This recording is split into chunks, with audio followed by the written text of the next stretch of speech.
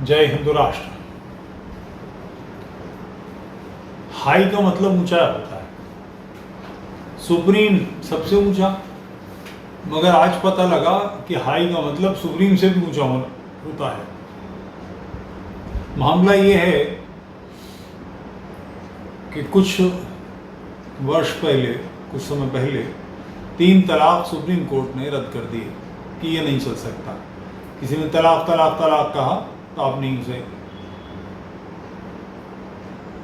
ऐसा तलाक नहीं दिया जा सकता।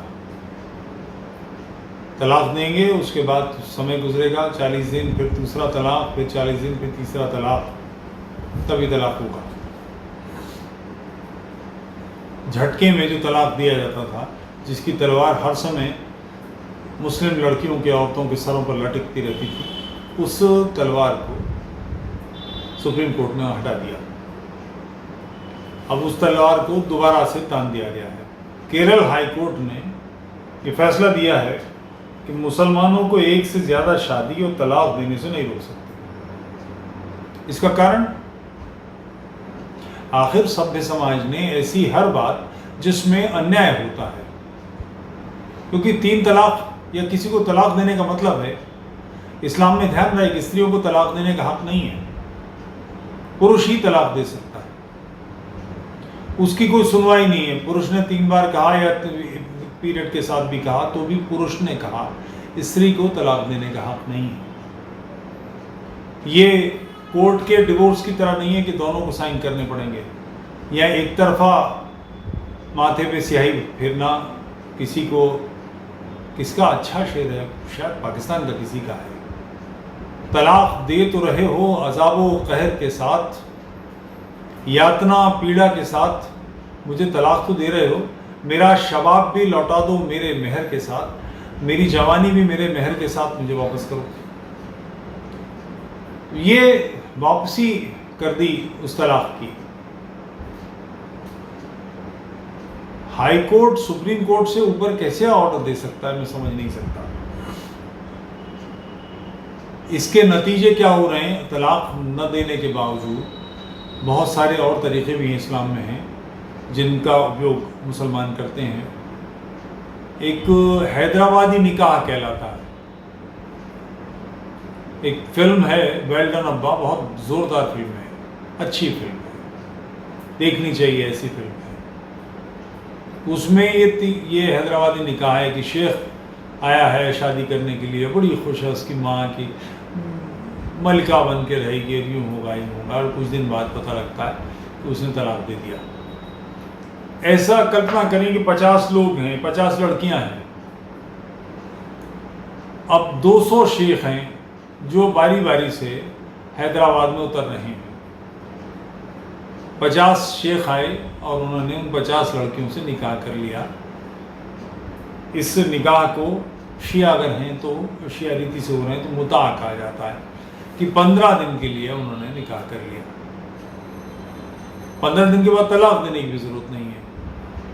निकाह के बाद अगर कोई तलाक दे दे और उस बीच में बीवी प्रेग्नेंट हो जाए तो उसका एक टाइम दिया जाता है कि उतने दिन तक उसको अलग रहना पड़ेगा, और उतने पीरियड में अगर वो प्रेगनेंसी नहीं साबित होती तो फिर तलाक हो जाएगा। मुता में कुछ भी हो, प्रेग्नेंट हो जाए ना हो जाए, उसमें उसका या उसके बच्चे का कोई अधिकार नहीं होता। तो उन 50 शेखों ने 50 लड़कियों से निकाह किया, 15-15 दिन रहे, उसके बाद उनका मुता हट गया, टूट गया, या उन्होंने अपनी बीवी को तलाक दे दिया। अब ये म्यूजिकल चेयर शुरू हुई। ये वाला शेख इसके पास चला गया, वो वाला शेख उसके पास चला गया, वो वाला शेख उसके पास चला गया। इसमें से 25 शेख निकल के वापस चले गए। वो जो और जो थे उनमें से 25 आ गए, उन्होंने बागडोर संभाल ली, वो सैडल पे सब काठी पे सवार हो गए। 15-15, 20-20 दिन उन्होंने रखा। इसके बाद फिर उनमें से 15-20 निकल के चले गए, कुछ और आ गए। हैदराबाद में, तमिलनाडु के कई शहरों में, इस्लामी मोहल्लों में ये आम बात है। टेम्परेरी शादी मुता शिया करते हैं, और सुन्नी वक्ती तौर पे शादी की, महीने भर के बाद उन तलाक दे दिया। मेहर तय किया था कुछ पैसे, उजरत मेहर बेसिकली उजरत है बदन इस्तेमाल करने की, उसके बाद हट गए। दूसरा आ गया, तीसरा आ गया, चौथा आ गया। साल 2 साल के बाद वो लड़कियां शारीरिक बीमारियों से, व्याधियों से ग्रसित हो जाती हैं। उनके लिए शौहर बस सेक्स का नाम होता है, कुछ पैसा उनके घर में चला आता है, उनकी ज़िंदगी नरक हो जाती है।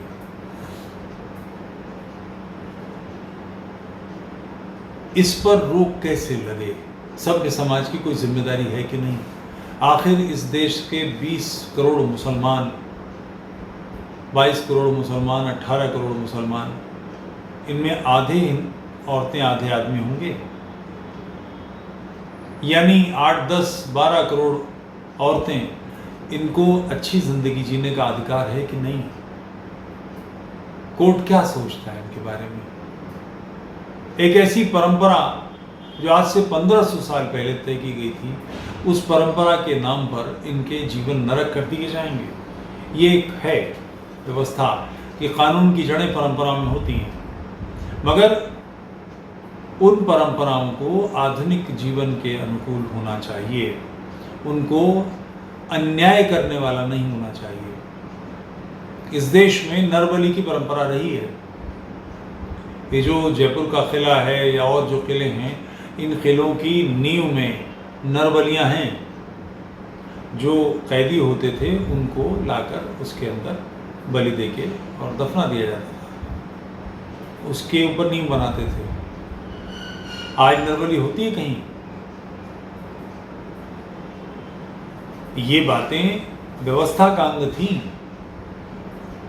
नरबली ठग जो थे, जिनका उन्मूलन ब्रिटिश पीरियड में हुआ, वो लोग नरबलियां करते थे। उन्होंने कहा है, मुस्लिम ठगों ने कहा है कि हम काली के उपासक हैं, मारते नहीं हैं, बलि देते हैं। तो इस परंपरा के नाम पर उनको छोड़ा नहीं गया, उनको हैंग किया गया, उनको फांसियों पर लटकाया गया। सैकड़ों ठग सरदारों को फांसी दी गई। उसके बाद ठगी बंद हुई। भातू अबोड़े कबीले हैं, आज भी हैं, चोरी करते हैं, डकैती डालते हैं, और वो उसको धार्मिक कृत्य मानते हैं।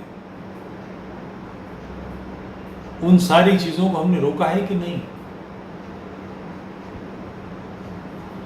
बड़े पैमाने पे नहीं थी, बहुत कम थी, फिर भी सती थी। इसके खिलाफ हिंदू स्वयं खड़े हुए, राजा राममोहन राय इत्यादि लोगों ने विरोध किया। परिणाम सती प्रथा बंद हुई। घर घर में होती थी ऐसा बिल्कुल नहीं है। आज भी कभी कभार वर्षों में कभी 10 सालों में एक बार पता लगता है ये फलानी जगह कोई महिला ऐसा उसके साथ हुआ, महिला ने अपने पति की चिता में दाह कर लिया, आत्मदाह कर लिया। मगर सभ्य समाज ने इसको रोका है, कानूनी प्रक्रिया है इसकी। तो हम ऐसी चीजों को जो अनुचित हैं, गलत हैं, जो सभ्यता के विपरीत जाती हैं, जिनसे मनुष्यता के अधिकार नष्ट होते हैं, मनुष्यों के अधिकार नष्ट होते हैं, हम उनको समाप्त कर रहे हैं कि नहीं? तो 3 तलाक पर क्यों नहीं रोक लगेगी? कोई व्यक्ति अपनी पत्नी के साथ नहीं रहना चाहता, तो इस में उसकी पत्नी की हामी होनी चाहिए कि नहीं? उसने तय कर दिया और निकाल बाहर करेगा उसको। शाहबानो का जो केस था वो था यही तो, कि एक ऐसी बुढ़िया जिसकी शादी हुए 45 साल हो गए, जिसके कई बच्चे हैं, बड़े बड़े बच्चे हैं, उसके पति ने गुस्से में आकर उसे तलाक दे दिया। अब वो कहाँ जाए? और सिर्फ तलाक नहीं है, तलाक तो सुप्रीम कोर्ट ने रोका था, हलाला भी है इस्लामी रस्म। अगर वो उससे दोबारा शादी करना चाहे तो वो औरत किसी और के निकाह में जाएगी, पहले उसका किसी और के साथ निकाह होगा, उसके साथ किसी के शारीरिक संबंध स्थापित होंगे, उसके वर्तमान पति के, और उसके बाद जब उसका पति चाहेगा 1 दिन बाद, अगली सुबह, 15 दिन बाद, महीने बाद तलाक देगा, तब उसके बाद वो अपने पुराने पति के पास लौट सकती है, उससे निकाह कर सकती है, उसका पति उससे निकाह कर सकता है। औरत की सेहत तो न तो हलाला में थी, न तलाक में थी, न दूसरे निकाह में होगी। दूसरे निकाह में उसकी हिस्से होगी, तो उससे पूछा जाएगा कबूल है, कबूल है, कबूल है, वो करेगी। इस पर कई वीडियो बने हैं कि घर की इज्जत के नाम पर शौहर जिसने तलाक दिया उसके बाप ने हलाला करा। ऐसा कई बार हुआ है, कई किस्सों में हुआ है। ये क्या सभ्य समाज की परंपरा है? ऐसी औरतें जिनके पति ने उन्हें गुस्से में तलाक दिया है या नशे में तलाक दिया है, जिस भी कारण से दिया, उसमें न तो उनकी से थी, न उसके बाद उनके साथ जो हलाला गुजरेगा उसकी से होगी। इस पर तो बिल्कुल ही मौन है, चूंकि हलाला तो कुरान में है। 3 तलाक तो जनाब हसन का काम करनामा था और उसका विरोध 3 तलाक का तो उमर ने किया था, मगर ये परंपरा में है ना।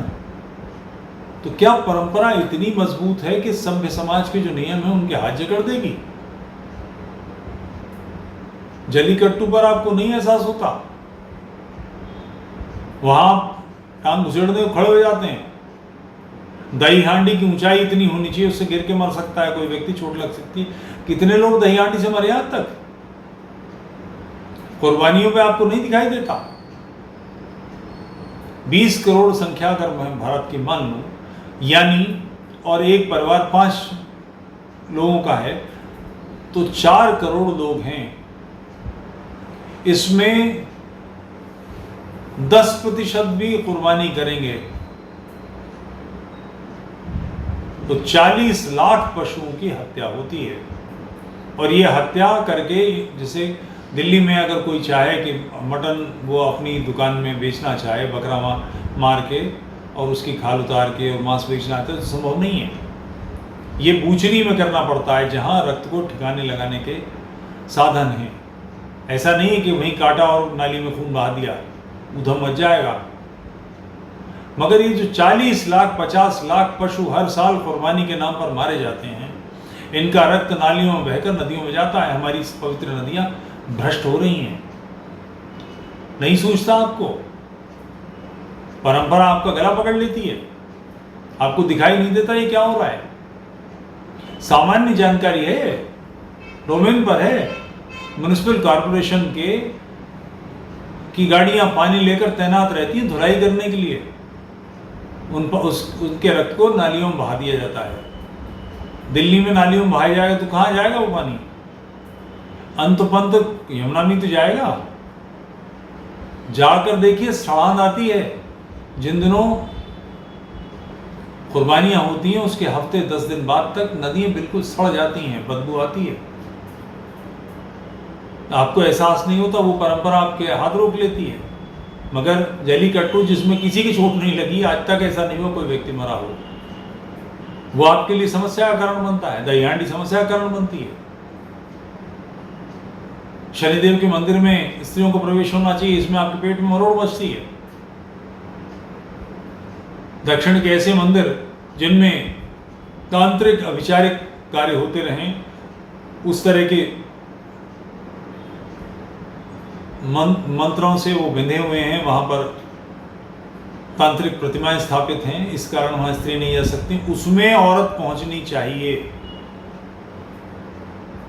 यह आपके लिए अनिवार्य कार्य है।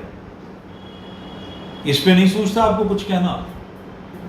बहुत अनुचित चीजें हैं। आप 20 करोड़ में से आधे यानी 10 करोड़ स्त्रियों के साथ अन्याय का कारण बने हुए हैं। आपके इस निर्णय का, चूंकि ये निर्णय सारे भारत में फैलेगा, कभी कल्पना कीजिए कि आपकी बेटी को 3 तलाक दे के निकाल दिया है घर से, कहाँ जाए वो, क्या करे? बरेली का किस्सा मालूम है ना, किस कदर मुधम मचा। यही आला हजरत की फैमिली की बहू, उसके साथ क्या व्यवहार हुआ। लगातार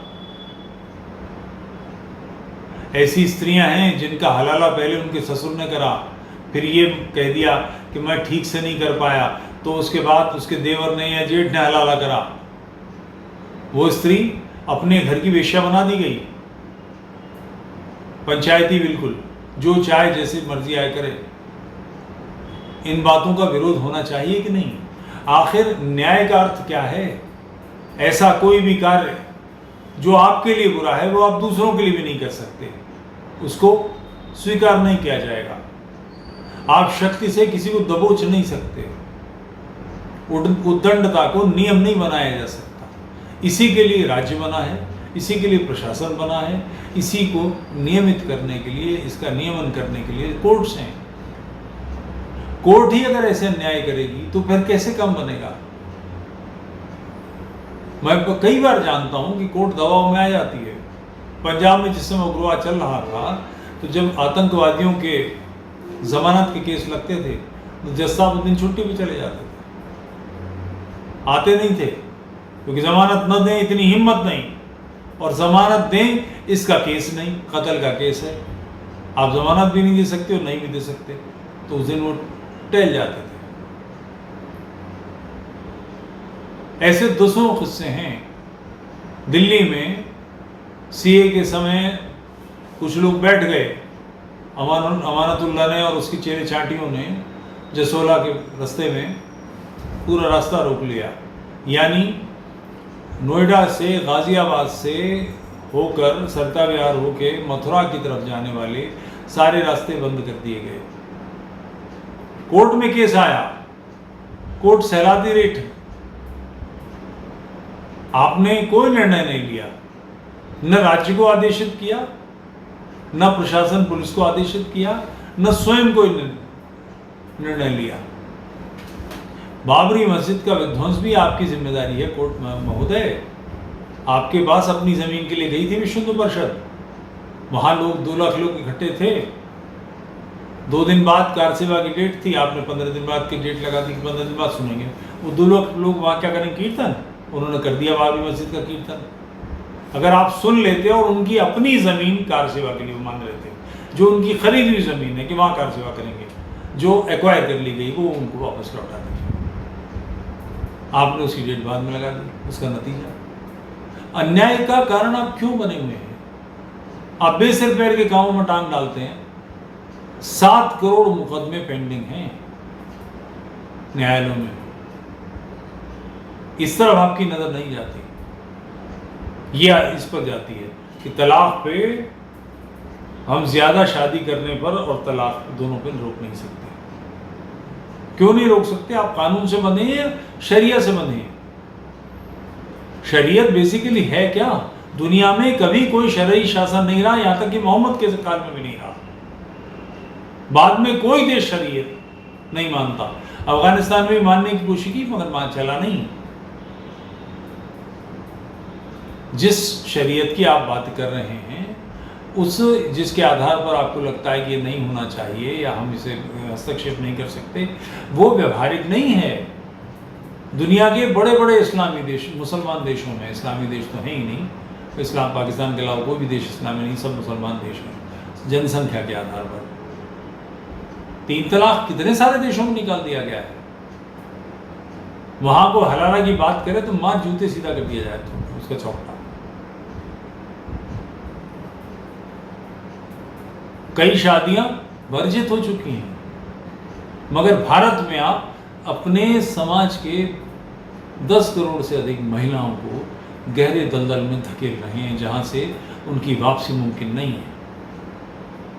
तलाक से नहीं रोक सकते, यानी पुरुष का जो वर्चस्व है उन पर, अधिनायकतावादी मानसिकता, जहां स्त्री उसके सामने थर थर कांपे, उस जगह आपने लाकर खड़ा कर दिया। आपको ध्यान करना चाहिए आप क्या कर रहे हैं।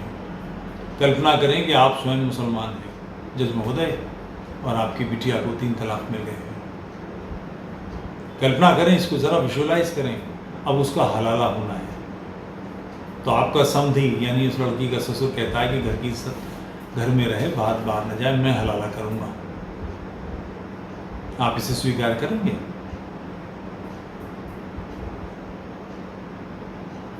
एक लंबा मौन विराम नहीं देता हूँ। यूट्यूब चैनल तोफैल चतुर्वेदी को लाइक कीजिए, सब्सक्राइब कीजिए, सपोर्ट कीजिए, मेंबरशिप कीजिए। जय हिंदू राष्ट्र।